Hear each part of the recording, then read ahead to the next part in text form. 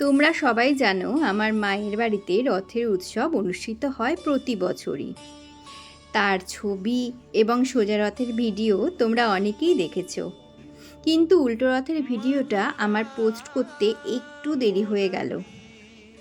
আনুমানিক 55 বছরেরও বেশি সময় ধরে আমাদের বাড়িতে রথযাত্রা অনুষ্ঠিত হয়। মায়ের মুখে শুনেছি, মায়ের যখন 3-4 বছর বয়স তখন থেকেই আমাদের বাড়িতে রথ আসে এবং জগন্নাথ দেবের পুজো হয়। সেই সূত্রে আমিও জন্ম থেকেই দেখছি আমাদের বাড়িতে জগন্নাথ দেব বিরাজ করেন।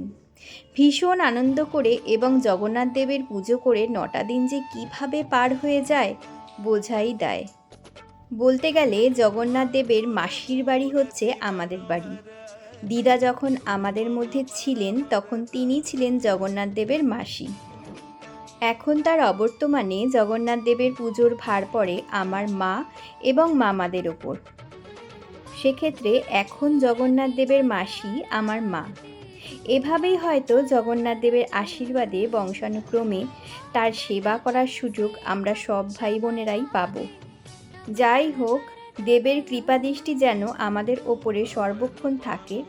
শুধু আমাদের কেন, তিনি জগতের নাথ, তার মানে জগতের সব প্রাণীর ওপরেই যেন তার কৃপাদৃষ্টি সর্বক্ষণ থাকে। আর এখন দেখতেই পাচ্ছ, ভক্তগণ জমায়েত হয়েছে দেবকে দর্শন করবার জন্য। সাথে নাম সংকীর্তন চলছে এবং প্রভুকে সেবা দেওয়া হয়েছে। প্রভুরা যখন তার মাসির বাড়িতে বেড়াতে আসেন তখন আমাদের পাড়ার সমস্ত গোপুসোনারা তাদের উদ্দেশ্যেও আমাদের বাড়িতে বেড়াতে আসে। এবার প্রভুর ভোগ আরতি নিবেদন চলছে। তোমরা যারা প্রভুকে দর্শন করতে চাও অবশ্যই আসতে পারো আমাদের বাড়িতে, কারণ বহু দূর দূর থেকে মানুষ আসে প্রভুকে দর্শন করতে আমাদের বাড়িতে। এবছর আমার শ্বশুরমশাই মারা যাওয়ার কারণে আমাদের কালসুস ছিল, তাই প্রভুর সেবায় কোনো কাজেই আমি আসতে পারিনি। না হলে প্রতি বছর প্রভুর সাজসজ্জার দায়িত্ব আমারই থাকে। কিছুদিন আগে গোপাল ঠাকুরদের একটা পোস্টের মাধ্যমে তোমাদের জিজ্ঞাসা করেছিলাম, বলো তো এখানে কটা গোপুসোনা আছে? তোমরা কেউই সঠিক জবাব দিতে পারোনি বা দাওনি। এখানে আমাদের বাড়িতে টোটাল 22খানা গোপুসোনা বেড়াতে এসেছিলেন। তোমরা অনেকক্ষণ ধরে আমার কথা শুনছো, চলো এবার প্রভুর ভোগ আরতি নিবেদনটা তোমাদেরকে দেখাই।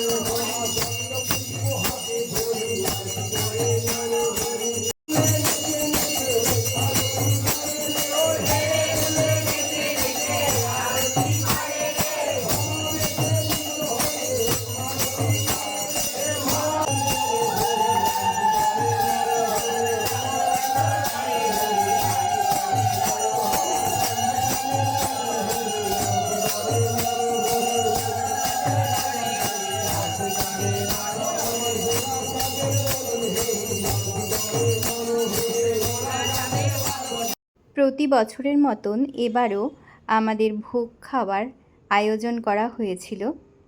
প্রভুর ভোগ পেতে আমাদের এখানে দূর দূর থেকে অনেক লোক আসেন এবং প্রভুকে প্রাণ ভরে দর্শনও করে যান। এই 9টা দিনের মধ্যে ভক্তদের সমাগম আমাদের বাড়িতে লেগেই থাকে। দূর দূর থেকে অনেক ভক্ত দেবকে দর্শন করতে আসেন, দেবকে ভোগ নিবেদন করতে আসেন, দেবকে পুজো দিতে আসেন। প্রভুর ধামে যাওয়ার পালা চলে এসেছে। আমার মা এখানে প্রভুকে আরতি করে নিচ্ছে।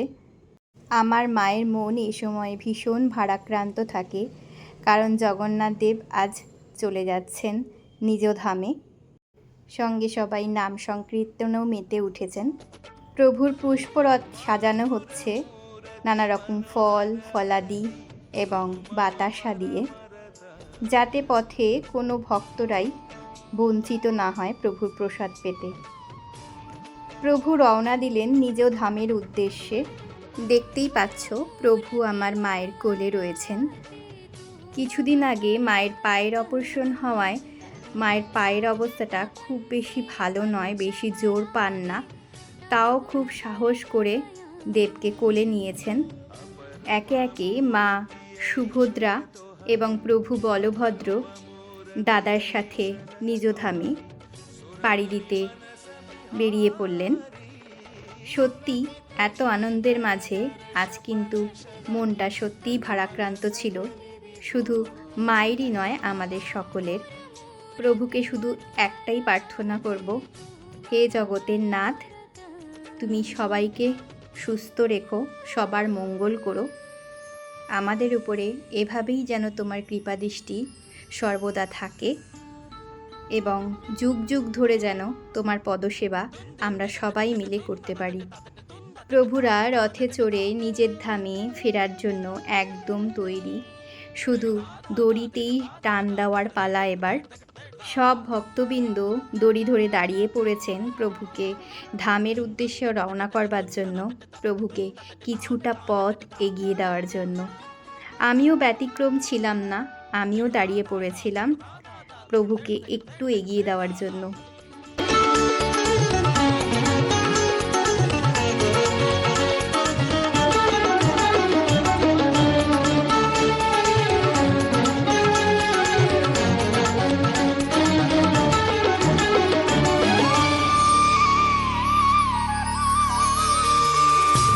अनुपम बदन मणिमय आभरण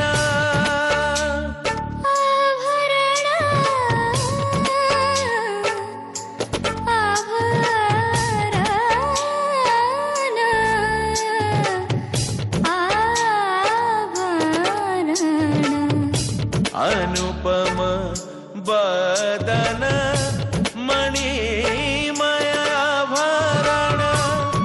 शोभा बरिशे दिबराती